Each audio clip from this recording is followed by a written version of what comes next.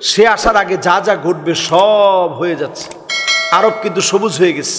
হাত্তা তাউদা আরদুল আরব মুরুজান ওয়া আনহারা, গোটা আরব সবুজ হয়ে যাবে।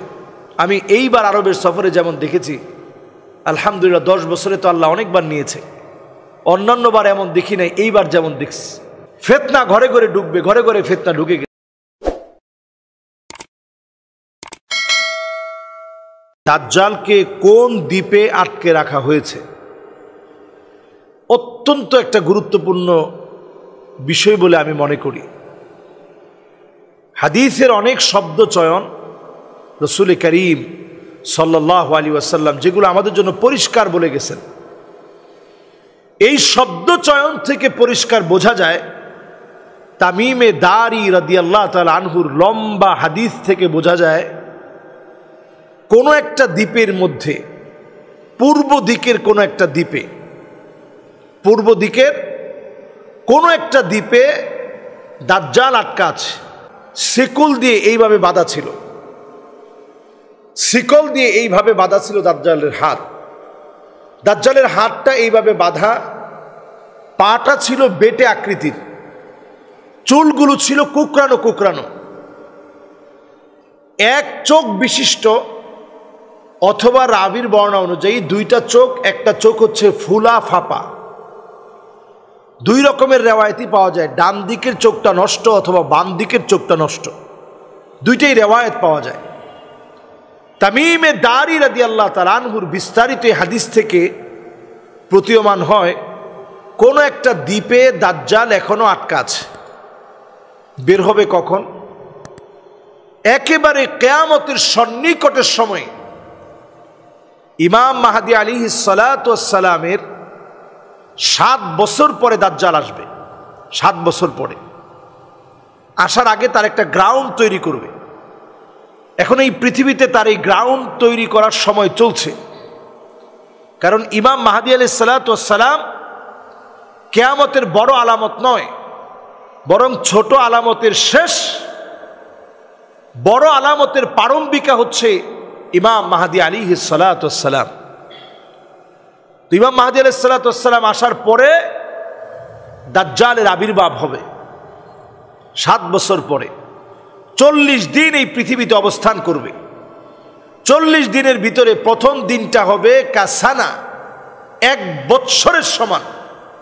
এই 40 দিন এতটা ভয়াবহ হবে মুসলমানদের জন্যে, মুসলমানরা বিভীষিকার মধ্যে পড়ে যাবে। কবর থেকে মানুষকে জীবিত করা হবে এবং বলা হবে, মান আনা, কে আমি? অনেকে না বুঝে বলে ফেলবে, তুমি তো আমাদের রব। মানুষগুলো বিভ্রান্ত হয়ে যাবে দাজ্জালের শেষ সময়। একজন যুবককে দাজ্জাল সেই মুহূর্তে জবাই করতে চাবে, শুধুমাত্র তাকে স্বীকার না করার কারণে। আল্লাহ পাক ওই যুবককে দাজ্জাল যখন মৃত বানিয়ে ফেলবে, আল্লাহ আবার জীবিত বানাবেন, আবার মৃত বানিয়ে ফেলবে, আল্লাহ জীবিত বানাবেন। আবার যখন ওই যুবককে মৃত বানানোর চেষ্টা করবে, ছুরি দিয়ে জবাইয়ের চেষ্টা করবে, আল্লাহ তাআলা গলার ভিতরে একটা তামার আবরণ পরিয়ে দিবে। সুবহানাল্লাহ বিহামদিহি। চেষ্টা করেও দাজ্জালের বাহিনী তার কোনো ক্ষতি করতে পারবে না। সেই দাজ্জাল যার কর্মকাণ্ড হচ্ছে মুসলমানদেরকে ধ্বংস করতে যে আসবে, তার কর্মকাণ্ড হচ্ছে ইসলামকে ধ্বংস করা। ঈসা আলাইহিস সালাতু ওয়াস সালাম আসবেন। আমরা যেমন যতটুকু দূর থেকে নিঃশ্বাস নিতে পারি, বা একটা খাবারের সুঘ্রাণ আসলে যত অনেক দূর থেকে দেখবেন পোলাও, কোরমা, অথবা আমাদের দেশে মাসকালার ডাল, এগুলো যখন রান্না করা হয় দূর থেকে ঘ্রাণ আসে। হাদিসের ভিতরে আসছে ঈসা আলাইহিস সালাতু ওয়াস সালামের নিঃশ্বাস এতটা ভয়াবহ হবে, দাজ্জালের বাহিনী ঈসা আলাইহিস সালাতু ওয়াস সালামের নিঃশ্বাস যে পর্যন্ত যাবে, দাজ্জালের বাহিনী মাটির মধ্যে গলিয়ে যাবে, তলিয়ে যাবে। সুবহানাল্লাহ বিহামদিহি, আল্লাহু আকবার।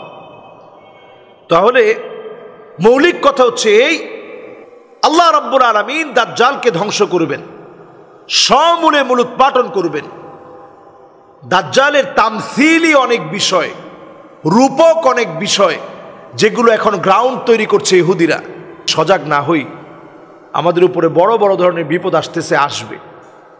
এই বিপদ থেকে বাঁচার জন্যে অন্তত তার এই গ্রাউন্ডটা চেনা দরকার। আজকের কোন দ্বীপে, এটার চাইতে গুরুত্বপূর্ণ বিষয় হচ্ছে সে আসার আগে যা যা ঘটবে সব হয়ে যাচ্ছে। আরব কিন্তু সবুজ হয়ে গেছে।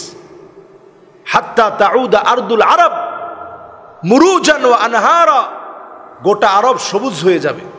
আমি এইবার আরবের সফরে যেমন দেখেছি, আলহামদুলিল্লাহ 10 বছরে তো আল্লাহ অনেকবার নিয়েছে, অন্যান্যবার এমন দেখি নাই, এইবার যেমন দেখছি। ফিতনা ঘরে ঘরে ঢুকবে, ঘরে ঘরে ফিতনা ঢুকে গেছে। মাআযাল্লাহ, আল্লাহর কাছে আমরা পানাহ চাই।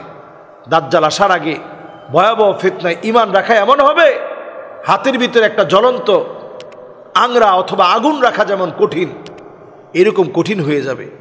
এই সময়ের মানুষের দাম আল্লাহর কাছে এত বেশি হবে, নবীজি বলছেন 50 জনের সমান দাম আল্লাহ দিবেন। সাহাবায়ে কেরাম প্রশ্ন করলেন, 50 মিনহুম, নবী তাদের 50 জন?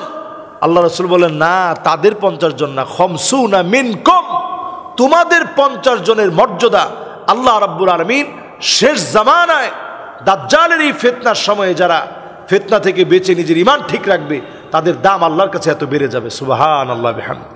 শুধু তাই নয়, দাজ্জালের ব্যাপারে সমস্ত নবীরা সতর্ক করছেন। সমস্ত নবীরা, লাখের উপরে যত নবী আম্বিয়া আলাইহিমুস সালাম আসছেন, সবাই সতর্ক করছেন। কিন্তু একটি কথা কোনো নবী বলেন নাই, শুধু নবী করিম সাল্লাল্লাহু আলাইহি ওয়াসাল্লাম ছাড়া।